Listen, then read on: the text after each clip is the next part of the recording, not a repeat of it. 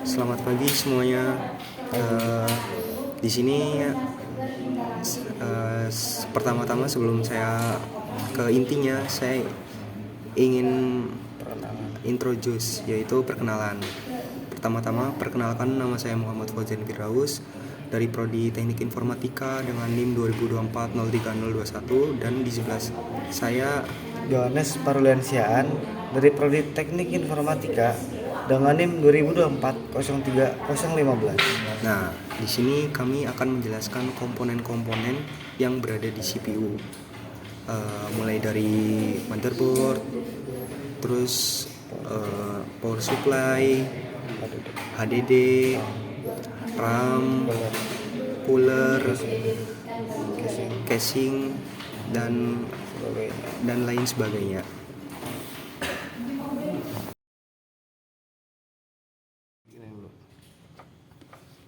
Jadi saya akan menjelaskan mengenai power supply atau PSU, yang mana PSU ini adalah komponen vital dalam komputer yang berfungsi untuk mengubah arus listrik dari sumber eksternal yang berupa arus bolak-balik AC atau alternating current menjadi arus searah atau DC, direct current, yang dapat digunakan oleh komponen-komponen internal komputer seperti motherboard, prosesor, memori, hard drive, kipas, dan sebagainya, dan lain-lain. Power supply tidak hanya sekedar memberikan listrik, tapi juga mengatur, menstabilkan, dan melindungi sistem komputer dari masalah kelistrikan yang berbahaya seperti lonjakan arus, konsleting, dan overheat.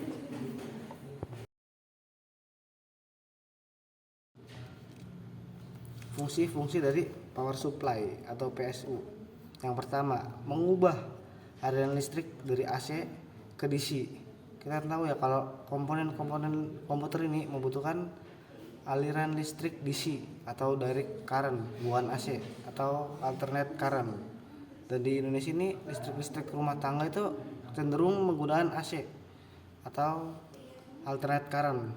Nah, fungsi dari power supply ini mengubah tuh ya, aliran listrik AC menjadi DC agar bisa digunakan oleh komponen-komponen komputer lainnya seperti motherboard, prosesor, cooler, hard disk, dan lain-lain. Lalu yang kedua adalah mendistribusikan daya atau listrik itu ke komponen-komponen komputer lainnya. Misalnya motherboard, cooler, kipas atau kipas, prosesor, RAM, dan lain-lain. Lalu yang ketiga, menstabilkan daya. CPU mengatur stabilitas daya tegangan listrik rumah yang kadang naik, kadang turun. Power supply menstabilkan output tegangan agar tidak merusak komponen-komponen komputer lainnya. Lalu yang keempat, mengaktifkan sistem saat komputer dinyalakan. Kan tahu kalau komputer dinyalain pasti muncul di monitornya Windows atau semacamnya. Itu tugasnya power supply untuk mengaktifkan sistem saat komputer itu dinyalakan.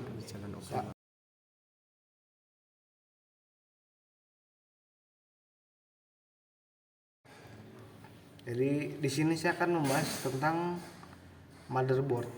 Apa itu motherboard dan fungsi-fungsinya.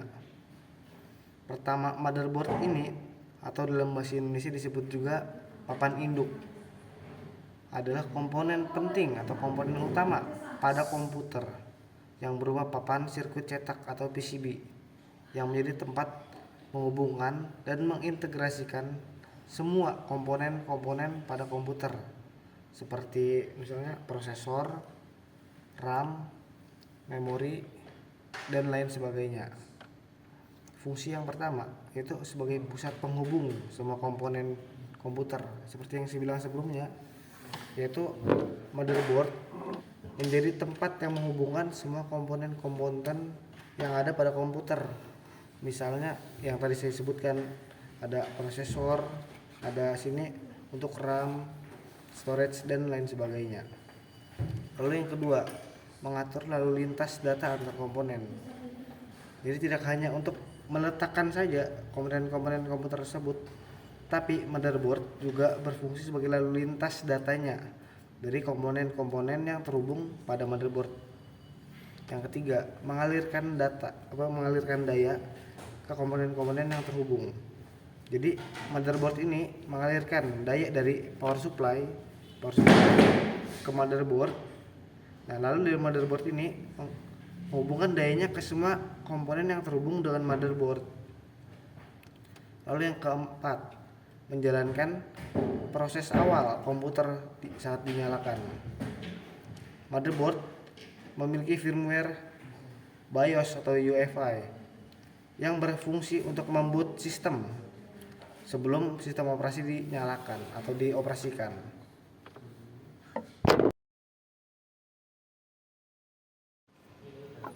Yang selanjutnya itu RAM, yang berarti Random Access Memory, adalah memori utama dari sistem komputer yang berfungsi untuk menyimpan data dan instruksi secara sementara yang digunakan oleh prosesor atau CPU.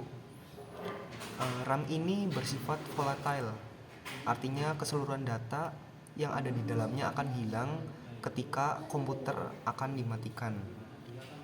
RAM disebut sebagai akses karena setiap lokasi penyimpanan di dalamnya bisa diakses langsung atau random tanpa harus melalui urutan tertentu. Berbeda dengan penyimpanan sekuensial seperti kaset atau hard disk yang zaman dahulu tuh. Ya, untuk fungsi utama RAM itu perannya itu sangat penting dalam menjaga kinerja dan efisiensi komputer. Fungsi-fungsi RAM itu yang pertama, menyimpan data sementara saat program berjalan. Yang kedua, menyediakan ruang kerja untuk sistem operasi dan software. Yang ketiga itu mempercepat waktu akses data. Yang keempat itu untuk mendukung multitasking.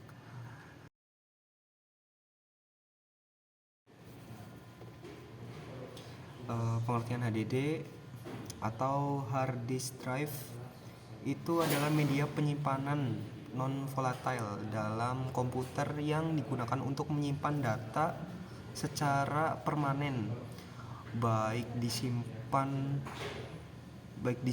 hidup maupun mati. Data tersebut akan tersimpan ketika kita akan menyalakan. Data yang sebelumnya kita save akan muncul. Berbeda dengan yang tadi, yang RAM kan ya, RAM ya.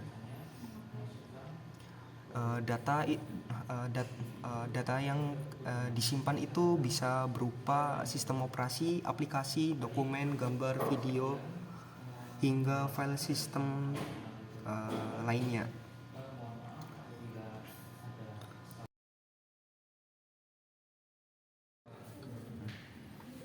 Ya, untuk fungsi-fungsinya itu ada 5 ya. Yang pertama itu menyimpan sistem operasi atau OS seperti Windows, Linux, dan Mac OS. Yang kedua itu menyimpan aplikasi dan software seperti Microsoft Office, Adobe Photoshop, game, dan lain sebagainya. Yang ketiga itu menyimpan file data pengguna seperti dokumen, foto, video, dan musik, serta backup disimpan di HDD. Yang keempat itu mendukung proses booting dan loading aplikasi.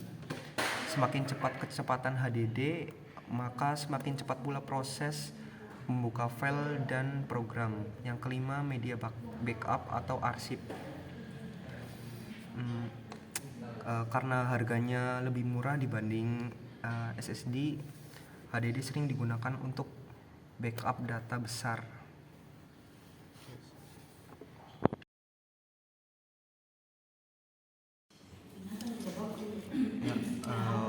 Untuk komponen selanjutnya itu cooler. Cooler sendiri itu sistem pendingin komputer atau sekumpulan komponen yang berfungsi untuk mengeluarkan panas dari dalam sistem komputer, khususnya dari GPU, chipset, power supply, dan casing untuk secara keseluruhan.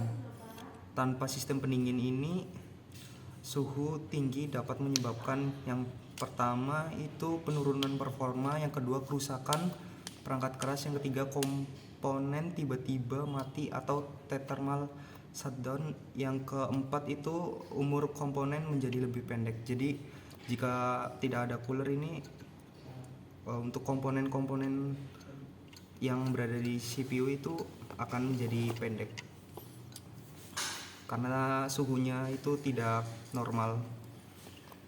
Untuk fungsi cooler itu yang pertama mengontrol suhu, mencegah komponen seperti CPU dan GPU dari overheat atau panas yang berlebihan. Yang kedua, menjaga performa CPU atau GPU bisa bekerja lebih cepat tanpa penurunan kecepatan otomatis karena panas. Yang ketiga itu meningkatkan stabilitas sistem untuk lebih stabil karena suhunya itu dijaga dalam batas yang normal. Dan yang terakhir itu melindungi perangkat keras, memperpanjang usia komponen seperti prosesor, motherboard, dan RAM.